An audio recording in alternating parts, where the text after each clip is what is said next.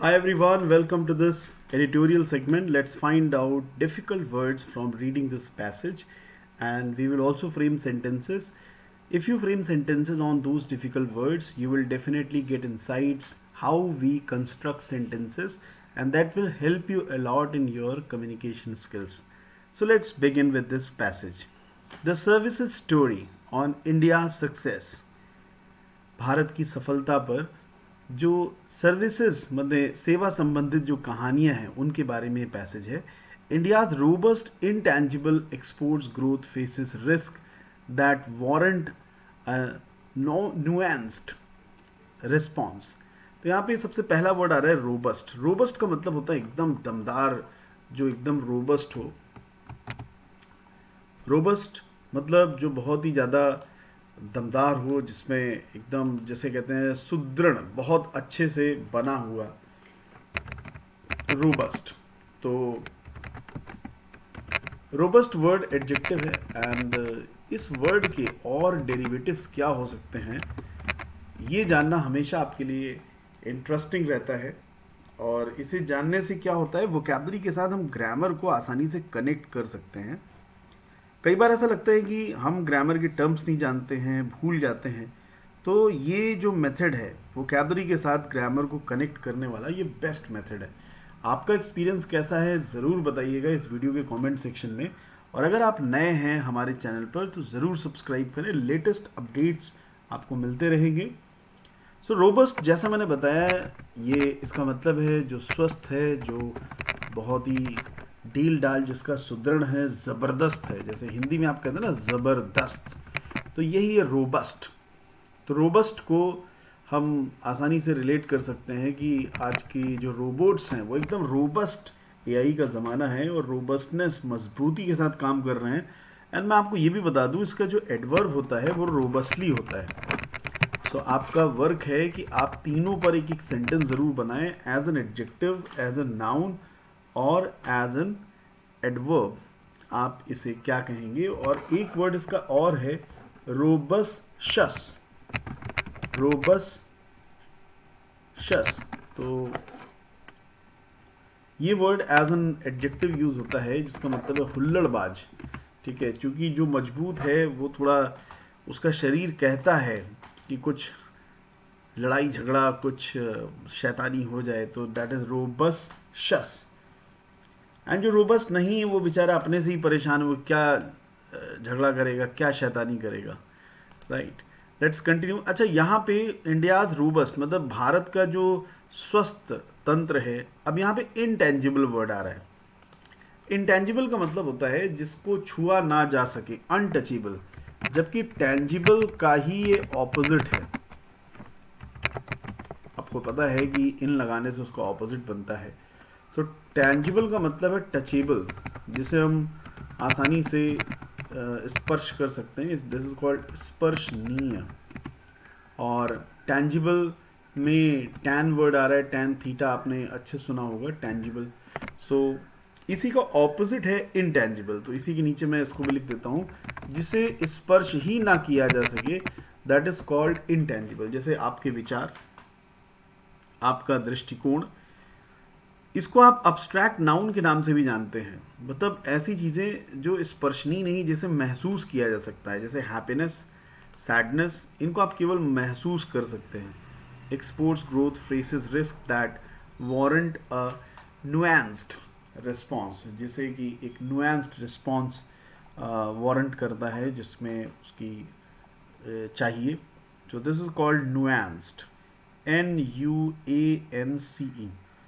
सो nuance जो word है, जो नाउन है, जिसका मतलब है बहुत ही माइनर डिफरेंस, सूक्ष्म भेद.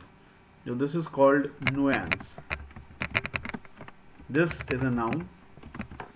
दिस मीन्स स्मॉल डिफरेंस, सूक्ष्म भेद, nuance.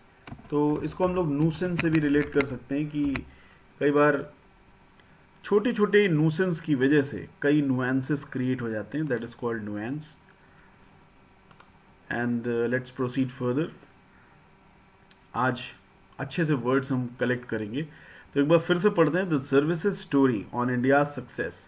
India's robust intangible exports growth faces risk that warrant a nuanced response. जैसा मैंने आपको बताया कि भारत का जो मजबूत अस्पर्शनीय एक्सपोर्ट है, ठीक है, इंपोर्ट माने सामान का आना, एक्सपोर्ट का मतलब है भारत से सामान बाहर जाना, तो उसकी जो उन्नति है वो कुछ रिस्क फेस कर रही है, उसके सामने कुछ चैलेंजेस आ रहे हैं, और वो वारंट करता है। यहाँ पे आपने वारंट वर्ड, वारंटी वर्ड बहुत अच्छे सुना होगा, तो वारंट ऑफिसर भी आपने सुना होगा। आपको वीडियो के कमेंट सेक्शन में बताना है कि वारंट का मतलब होता है आश्वासन देना, ठीक है, एज अ वर्ब। तो वारंट ऑफिसर क्यों कहा जाता है और वो किस तरीके के आश्वासन देता है, इसके बारे में आपको रिसर्च करके बताना है। एयरफोर्स में आपने WO एक पोस्ट सुनी होगी और JWO सुना भी होगा। JWO जूनियर वारंट ऑफिसर होता है। सो वारंट का मतलब वर्ब है, और वारंट का मतलब है जो न्याय संगत ठहराना, टू जस्टिफाई और टू एश्योर, न्याय संगत ठहराना, वारंट। तो मैं इसको कनेक्ट कर देता हूँ वारंट ऑफिसर से ही, और आपको वीडियो के कमेंट सेक्शन में बताना है कि वारंट ऑफिसर का क्या क्या वर्क होता है, इस डेजिग्नेशन को क्यों कहा गया है वारंट ऑफिसर। आई होप मेरे क्वेश्चंस आपको मज़ेदार लग रहे होंगे और आप ज़रूर इसका रिस्पॉन्स देंगे। एंड नुएंस का मतलब मैंने बताया कि सूक्ष्म भेद। तो इस पूरी लाइन का जो मीनिंग है, सूक्ष्म भेद मतलब ऐसा रिस्पॉन्स मिल रहा है, ऐसे रिस्पॉन्स का अश्योरेंस दे रहा है जिसमें सूक्ष्म भेद है। आपने अटल बिहारी वाजपेयी जी को सुना होगा, उन्होंने कहा था कि सत्ता किसी के भी हाथ में हो, हमारे मतभेद हो सकते हैं लेकिन मन भेद नहीं होना चाहिए। तो नुएंस्ड का मतलब वही है कि थोड़े थोड़े भेद होना, जो मन स्थिति है उसमें भेद होना, उसमें डिफरेंस होना। तो डिफरेंस ऑफ ओपिनियन अच्छी चीज़ है। तो इसी के बारे में पैसेज है, आइए इसको और पढ़ते हैं। मैं रेफरेंसेस अलग अलग इसलिए दे रहा हूँ जिससे कि याद रहे। A deep dive research report from global investment banking major Goldman Sachs, evocatively titled India's Rise as Emerging Services Factory of the World, has captured India's recent success in providing global services and sought to forecast growth prospects and risks in the medium term. बहुत interesting passage है और ये भारत देश की तरक्की से जुड़ा हुआ है, तो ये आप सभी के लिए बहुत ही इंटरेस्टिंग होगा और आप इसे पढ़ने में इसको आपको मज़ा आ जाएगा। सो यहाँ पे डीप डाइव वर्ड दिया हुआ है। तो डीप डाइव का मतलब है काफ़ी उसमें घुस करके उसकी इन्वेस्टिगेशन करना। सो डीप डाइव का मतलब है बिल्कुल इन डेप्थ एनालिसिस।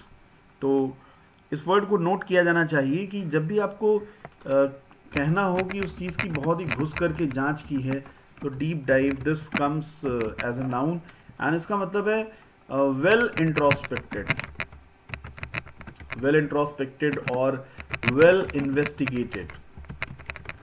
इसे हम हिंदी में कह सकते हैं गहन जांच। तो एक गहन जांच के फलस्वरूप ही ओपिनियन दी जा रही है, डीप डाइव।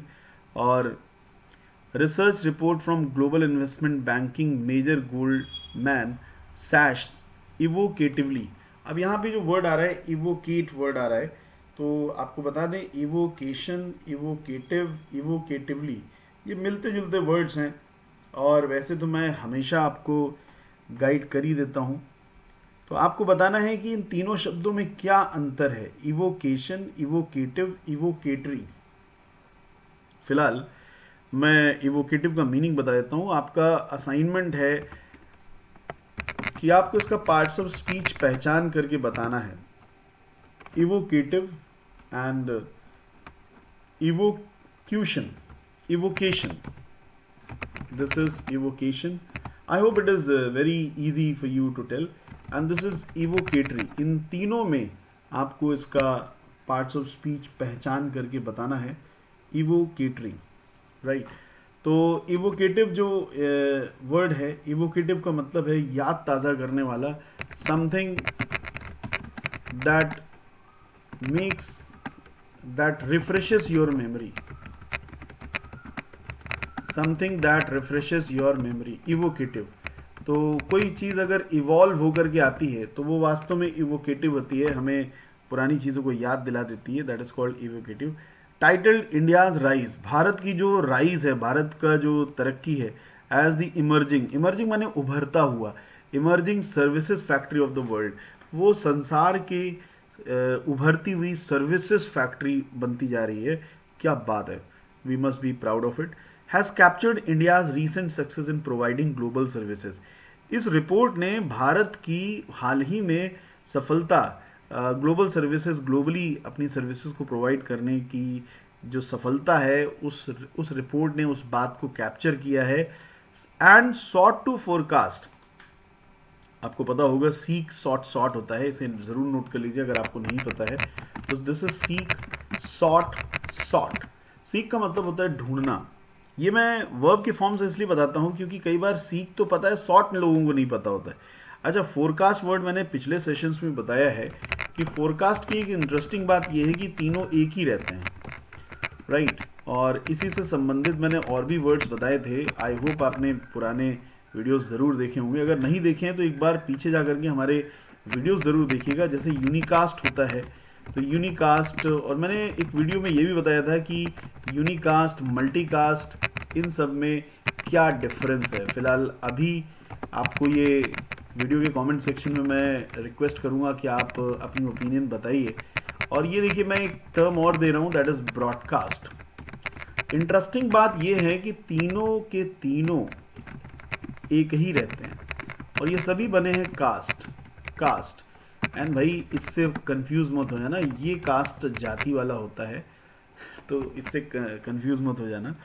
सो आपको वीडियो के कमेंट सेक्शन में बताना है कि forecast, unicast, multicast, broadcast, cast, इन तीनों में क्या फ़र्क है। और अभी जो देखने वाली बात है वो तो आप देख ही रहे हैं कि कास्ट कास्ट कास्ट तीनों एक ही रहता है, कास्टेड नहीं होता है, ये बात आपको ध्यान देनी चाहिए।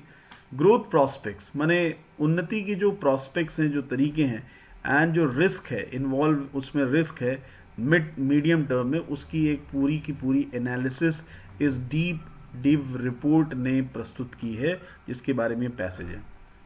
द टेक ऑफ, मतलब टेक ऑफ का मतलब है किसी चीज़ को ले करके निकल लेना। एंड ट्रेजेक्ट्री का मतलब होता है जो कर्वियल रूट होता है, एक कर्व से संबंधित जो रूट होता है, वक्र पथ जिसे कहते हैं, curvial path, that is called trajectory. So this is called trajectory, तो it's meaning is curvial path, वक्र पथ इसे हिंदी में कहते हैं, ट्रेजेक्ट्री, ट्रेजेक्ट, ट्रेजेक्ट्रीज इसका प्लूरल है। Of the country's IT services sector unleashed after critical economic reforms in 1991 is well known। Bharat बहुत अच्छे से लोगों को पता है, जो कि 1991 में जो रिफॉर्म, जो एक नया आया, अनलीश का मतलब होता है किसी चीज़ को प्रस्तुत करना। भारत की जो, देश की जो IT सर्विसेज हैं उन्होंने क्रिटिकल इकोनॉमिक रिफॉर्म्स, मतलब 1991 में जो बहुत ही क्रिटिकल इकोनॉमिक रिफॉर्म्स हुए थे, उनमें आईटी सर्विसेज ने जो अपना पोटेंशियल अनलीश किया है, वो सभी को पता है कि क्या स्तर पे है। अनलीश का मतलब है किसी चीज़ को छोड़ना, किसी चीज़ को बाहर निकालना। तो कई बार आपने एड्स वगैरह में देखा होगा कि अनलीश योर पोटेंशियल, आपके अंदर जितना पोटेंशियल है उसको अनलीश करिए, means to take it out, ठीक है। जैसे कई बार आपके अंदर कोई भड़ास भरी होती, ग्रेजेस होते हैं, तो कहते हैं अनलीश योर ग्रेजेस, दिस इज बाहर निकालना, राइट।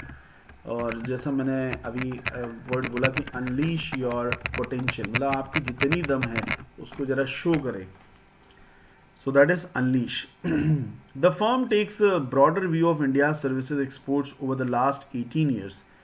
ये जो फर्म है एक ब्रॉडर व्यू लेती है भारत की सर्विसेज, जो एक्सपोर्ट सर्विसेज हैं उनका पिछले 18 सालों में जो एक्सपोर्ट सर्विसेज हैं उनका ब्रॉडर व्यू, एक विस्तृत व्यू प्रस्तुत करती है, इंक्लूडिंग प्रोफेशनल कंसल्टिंग। साथ ही साथ जो प्रोफेशनल कंसल्टिंग है, जो सलाहकार हैं, प्रोफेशनल्स को जो कंसल्ट करते हैं, सलाह देते हैं, उसको भी इंक्लूड करते हुए, that have grown the fastest, वो बहुत ही तेज़ी से बढ़ी है। Travel services which have grown the slowest, और जो ट्रैवल सर्विसेज हैं वो बहुत ही स्लोली ग्रो की हैं। And financial services that could gain if initiatives such as the GIFT City click, और फाइनेंशियल सर्विसेज ने भी काफ़ी इनिशिएटिव्स गेन किए हैं जैसे GIFT City click. While global services exports tripled over 18 years, जबकि भारत की जो ग्लोबल सर्विसेज एक्सपोर्ट सर्विसेज है वो ट्रिपल हो गई है पिछले 18 सालों में।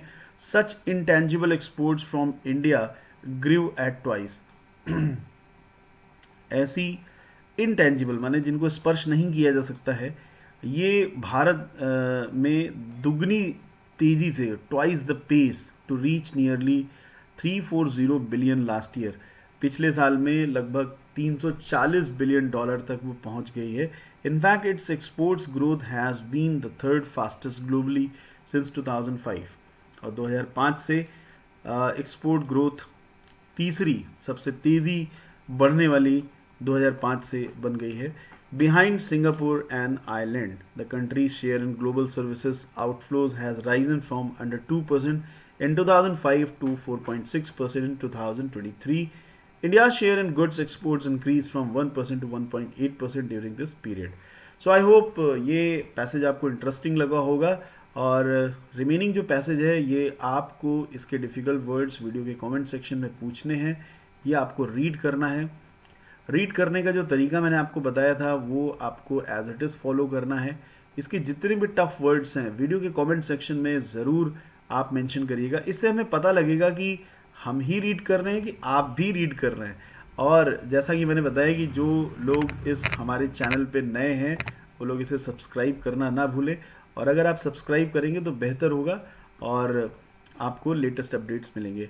थैंक यू ऑल, जय हिंद, एंड अपना खूब अच्छे से ध्यान रखिए और रीडिंग स्किल से अपनी इंग्लिश कम्युनिकेशन स्किल्स को ग्रो करते रहिए। That's what I wish to say. Thank you, Jai Hind, जय भारत।